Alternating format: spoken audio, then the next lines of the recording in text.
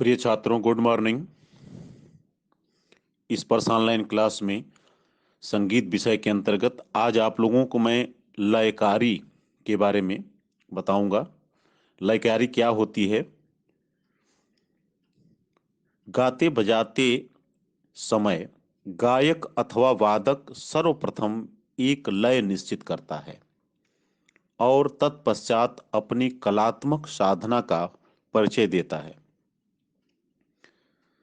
आवश्यकता अनुसार कभी कभी वह एक मात्रा में एक, कभी एक में दो और कभी तीन स्वर गाता है, तो कभी वह दो मात्रा में तीन अथवा चार मात्रा में पांच स्वर उच्चारित करता है।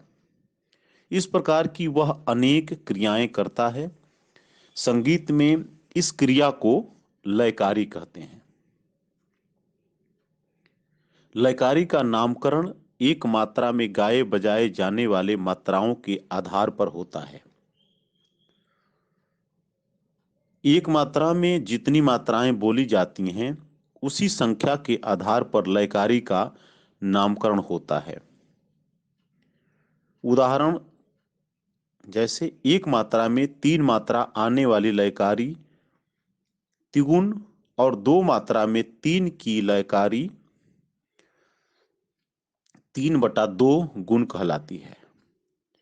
गणित द्वारा लयकारी की अनेक प्रकार संभव हैं, किंतु क्रियात्मक संगीत में सभी का प्रयोग नहीं होता। हम यहाँ पर प्रयोग की जाने वाली मुख्य लयकारियों पर प्रकाश डाल रहे हैं। जैसे नंबर एक गुण अथवा बराबर की लय को एक मात्रा में एक, यानी जब एक मात्रा में एक का हम प्रयोग करते हैं, एक मात्रा का, तो उसे एक गुण अथवा बराबर की लय कहते हैं। एक मात्रा में दो, इसको दुगुन अथवा दोगुन कहते हैं। दो मात्रा में एक, इसको आधी गुण कहते हैं।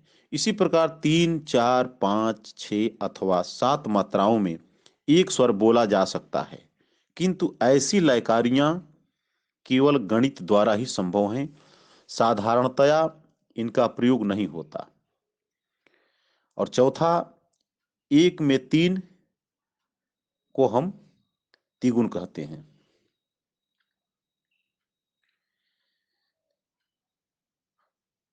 पांचवा, चौगुन, यानी एक में चार को चौगुन कहेंगे और एक में पांच को पांच गुण कहेंगे और एक में छह को छह गुण कहेंगे। इस प्रकार से सात गुण, आठ गुण इत्यादि अनेक लयकारियां हो सकती हैं। एक में पांच चाहे एक में चार, एक में तीन चाहे एक में छह, का मतलब यह हुआ कि जैसे एक सेकंड आपका एक मात्रा हुआ, उसमें अगर जो एक सेकंड में हम एक मात्रा बोलते हैं तो एक हुआ। अगर एक सेकंड में ही अगर हमने दो मात्रा बोल दिया तो वह दो मात्रा हो गया। उसी तरह से एक सेकंड में अगर चार मात्रा बोल दिया तो इसका मतलब एक में चार, यानी वह चौगुन कहलाएगा। और उसी तरह से एक सेकंड में अगर जो हमने पांच मात्रा बोला तो पांच गुण हो जाएगा। अगर एक मात्रा में छह गुण, एक ही सेकंड में अगर छह गुण बोला, छह मात्रा बोल दिया तो छह गुण कहलाएगा। आप लोग समझ गए होंगे लयकारी का मतलब। जैसे मान लीजिए हम उदाहरण के लिए बता दें, जैसे आप अलंकार का प्रयोग कर रहे हैं, जैसे सा, रे, ग, म, तो यह बराबर की लय में चल रहा है, यानी एक मात्रा में एक स्वर आपने बोला। उसी तरह से जैसे सारे, आपने एक मात्रा में दो मात्रा बोल दिया, एक सेकंड में ही दो मात्रा बोला। फिर सारे गम, जैसे अब ये तो चौगुन हो गया। जैसे तिगुन करना हो तो सारे ग, यानी आप एक ही सेकंड में तीन मात्रा आपने बोला। उसी तरह से चौगुन कैसे होगा? सारे गम, यानी एक सेकंड में आपने चार मात्रा बोला। उसी तरह से एक सेकंड में सारे गम प।